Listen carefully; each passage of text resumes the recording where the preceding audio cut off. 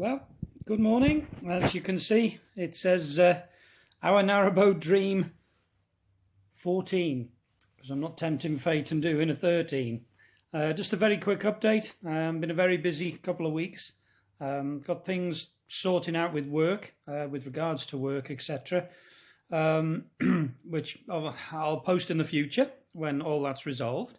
We have been onto the solicitors regarding the house sale, and they've it's quite bad news for us, really. They've said it could be about anything from 8 to 12 weeks before we move, which is ridiculous because there's no chain. Everything's been sorted. The survey's been sorted.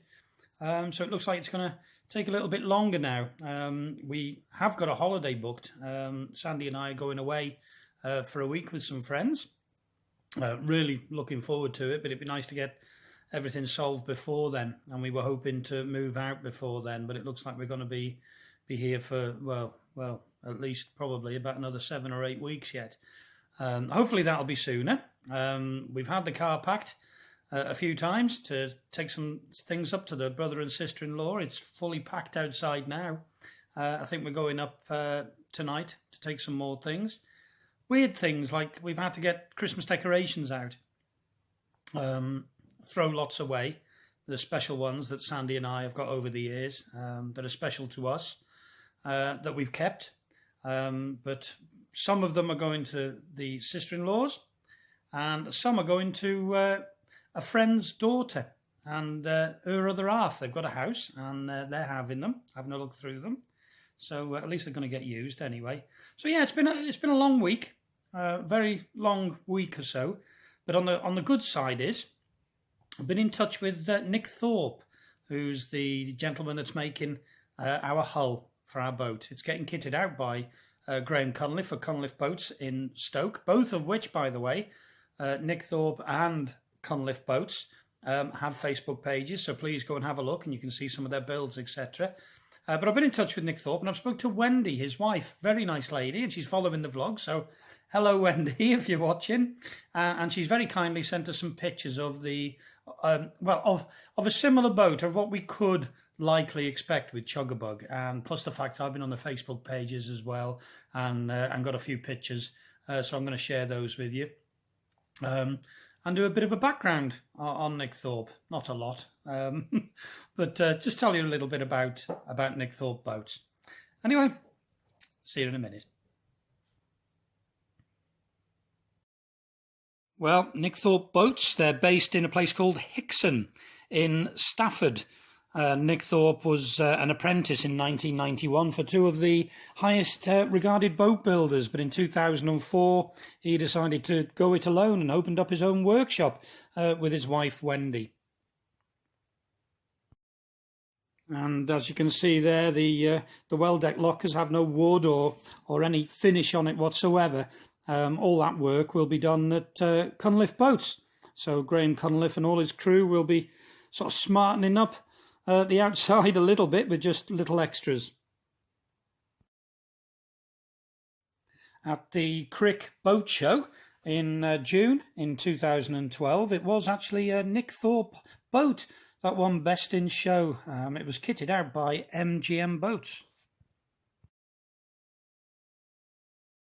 Yeah, so I hope that gave you a bit of an insight of what Chuggabug's going to look like. We're very pleased with it. Obviously, we have seen one or two, and we've visited Graham down in Stoke, and we're very pleased with it. So, yeah, we've also been very busy. We've been busy buying little bits and pieces that we're going to use on Chuggabug that Graham can fit as he's building. So, let's have a look. Okay, so one of the first things we bought is this. We both like our television. It's a Moonraker DTV 1000 Digi Pro. Obviously, it's for the TV on the boat, and you can mount it on a telescopic arm. So it can be lifted to a height if needed, or you can fit it directly to the crotch. Very surprised how light it is. Not a lot to it. It's a very neat little item, so we're hoping that we can get the telly with that. I have read some posts on Canal posts on Facebook, etc., and reviews on it, including David Johns on Cruising the Cut. He's got a separate little channel, reviews items. He reviewed this, and he was very pleased with it, although in his marina it was in a bit of a basin, so he struggled a little bit. But yeah, it's a very nice one. Okay, the next thing we bought are these. They're made by a company called Bioteng, and obviously they're walkie-talkies, and we thought they'd be quite handy if we're going towards a tunnel or a narrow part of the canal, that we can use this as an intercom between us, you know, locks, etc. I know we've all got phones, and we can use the phone, but we want to sort of minimise the risk of dropping the phone into the canal. So these are supposed to be pretty good. As I say, they're made by a firm called Bioteng, or Bioteng, I think I'm saying that right. They're a 16-channel walkie-talkie, and they're supposed to be able to use them for 5 kilometres. Not that we'll be using them for that long, but... Power on. 16. Quite easy to use. I've only got 2 controls. 15. 13. 12. To help you change the channels. Obviously, volume, etc. They've got their own battery built in, and they just sit in a base, and we've bought the 2 of them. Obviously, be no good on their own. The reason why we went for this one, did a bit of research. Again, they've had a good write-up. But plus the fact is, if we did lose one, or if one broke, we'll be able to buy them singly. You can buy them individually on eBay, actually, and you can buy them individually. So we thought, well, it's a good idea. Okay, so the next item is this. Obviously, it's a fan. And it's to go on top of the solid fuel stove in the boat, and it works by canal magic. As the boat goes through the water, the magic comes through the boat and up through the fan. Obviously, that's nonsense, but I haven't got a clue how it works. Apparently, you just sit it on the stove, the heat travels through the metal fan, and somehow goes to this little motor. I think it's some sort of heat reaction. Obviously, it's got to be. And the fan just... powers itself, doesn't run off any batteries, electricity, etc. And it just runs itself, completely silent. It's a must on an narrowboat. Luckily, our stove's going to be right in the middle of the saloon and the galley area, but we're going to face this towards the stern of the boat, so as the heat goes down through the boat, through the bathroom and to the bedroom. Even though we're not going to be cold, we're going to have a Webasto diesel-powered central heating system, so we're going to be nice and roasty toasty anyway. But we thought, well, we've got to get one. As you can see, it's a 4-blade. I did ask around, looked on a few forums, did a bit of research, and apparently the 4-blade is better. I don't really think it's going to make that much difference, but, well, we thought, well, why not?